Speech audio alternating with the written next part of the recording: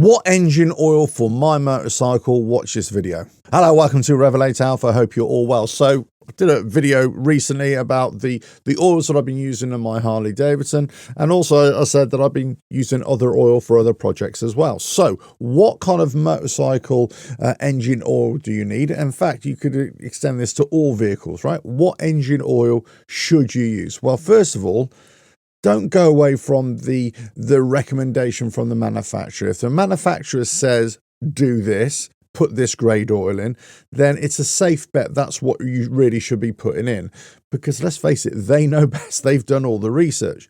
However, let's just have a quick dig into what the numbers mean. So the numbers 10W40, the 40 and the 10 are just ratings in terms of a cold temperature and a hot temperature in terms of how thick the oil stays in terms of viscosity.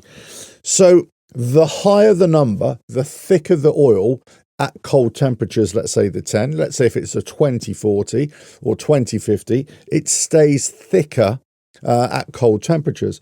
At hotter temperatures, the higher the number, let's say 50 or 60, for example, I'm just making this up now, it stays thicker. So do you want a thick oil or a thin oil? Well, if you've got a very cold engine, you really want quite thin oil because you want the oil to pass through all the little passages. You want everything to be lubricated as the engine starts up.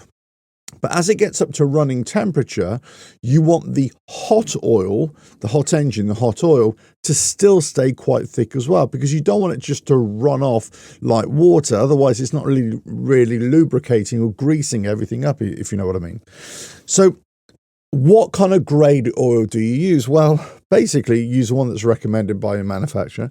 But also then you think, right, okay, if I'm using my bike during the winter, I may choose an oil that is less thick in cold temperatures because it's really cold in winter. So in other words, instead of going for a 10, you go for a 5, for example.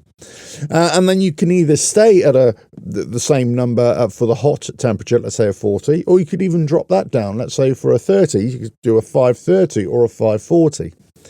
Let's just say in the summer months now, you think, you know what, I'm going to change my oil out again. I'm going to put an oil that performs better in the summer months, in the hot temperatures. So you might want to go up to a 1040, 1050, a 2050, so on and so forth. So in other words, you're increasing the numbers for hotter ambient temperatures and you're decreasing the numbers for your cold ambient temperatures. Okay, what type, what brand do you want? What's the chemical composition? I'm not here to tell you which is the best oil, which is the best branded oil, because you get really expensive oils, you can get really cheap oils. Now, many people would say, okay, buying a cheap oil is just a fool's errand. You know, you should get quality oil. Do you get mineral oil that's made from petroleum products, or do you get a fully synthetic oil, which is a chemical process, it's man-made? Do you get a semi-synthetic, which is a mixture of mineral and synthetic oils, man-made oils? It really depends. Again, go with the manufacturer's instructions. I would say that the synthetic oils, they perform better than the mineral oils. But if your motorcycle, your car says you need to put mineral oil in, then put mineral oil in. If it says put synthetic oil in, put synthetic oil in, so on and so forth. Okay, let's talk about the brand itself. Well, I've used this brand Westway oils for a lot of my vehicles now, but you know, in the past I've used all sorts. You know, name a brand, and you know, I've probably used it as well. Is one necessarily better than the other? Is one oil necessarily better than the other just on brand? Well, it might be. One more expensive brand might be better than another one, but that doesn't always follow. You can get an expensive brand and, you know, it doesn't perform as well, or in fact, you know, it's negligible. You don't notice any difference. So all I would say is, and don't worry about the grade of oil so much. Don't worry about the brand. Don't worry about the price so much. What you should be thinking about is just regular oil changes. Just change your oil on a regular basis, every few thousand miles. Change your oil filter as well, every few thousand miles. That's what you really want to do. You might want to change the grade of oil for a winter ride versus a summer ride or drive, whatever it is. Go with the recommendation from the manufacturer, and you really should be okay. I've used cheap oils in the past, and they've been absolutely fine. I've used really expensive oils in the past, and they've been terrible. They're absolute rubbish. I got a lot of engine oils. I got a lot of engine wear. You know, I had trouble with seals, all sorts of things. So it doesn't always follow. So sometimes go with the recommendation, see what is happening there. Look around, on the internet, or friends that that have got exactly the same kind of car or motorcycle that you ride or drive in the case of a car. And what are they using? Have they had any problems, had any issues? And there's lots of people using that kind of quality oil, that grade or that brand. Then do the same. There's not going to be much difference there.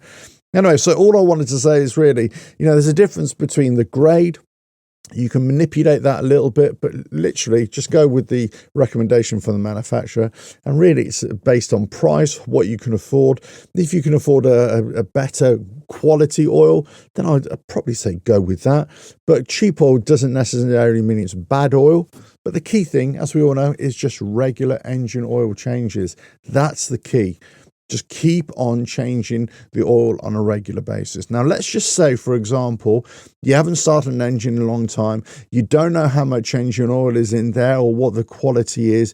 Should you dump all that oil before you're trying to start it up again? Well, not necessarily. If you're going to change the oil anyway, yes, you could say, okay, I'm going to change the oil now before I start up the engine. Or you could say, I haven't got any engine oil right now. I need to get it from the shop, but I don't want to delay starting this engine up. Well, that's not going to hurt. Just one engine start or two engine starts. But the thing is, at some point, you need to change the oil. It's the same with mixing oil as well. Let's just say, for example, your car, your motorcycle takes a 10W40 weight oil, and you put in, a 1050 oil or 2050 oil. One is mineral, one is synthetic, semi-synthetic. Is it going to hurt in the very short period? I'm talking like from one day to the next. No, it isn't, right? But in terms of long period, yeah, you don't want to be mixing the type of oil or the grade of oil. You just want one grade of oil, that's it. So don't misunderstand me before you get on the keyboards and say, no, you can't do that. All I'm saying is that if it's for a very short period and you're leaking oil, for example, and you need to top it up, and the only oil that's available is the wrong grade of oil, it's better to have that wrong grade oil in your bike or your car rather than no oil, if you know what I mean. And then as soon as you can get it fixed, then you get it fixed and you dump the oil and change the oil there for the proper grade. That's all I'm saying. Anyway, hope you found that useful. So lots of different things. I hear so many things about engine oil and what people's preference is. And I say, I'm not going to tell you what you should have as a preference. That's entirely up to you. But overall, there's just stick with the same grade. Pretty much. That's all you need to do. Let us know your thoughts in the comments below. If you like what I do here, just keep on watching the videos and I'll catch you again. And don't forget to get to the website for all your motorcycle books, RevelatorAlf.com. Links in the description below for Christmas presents, birthday presents, whatever it is, or just for your own use as well. Right, catch you again. Another video coming very soon. Bye now.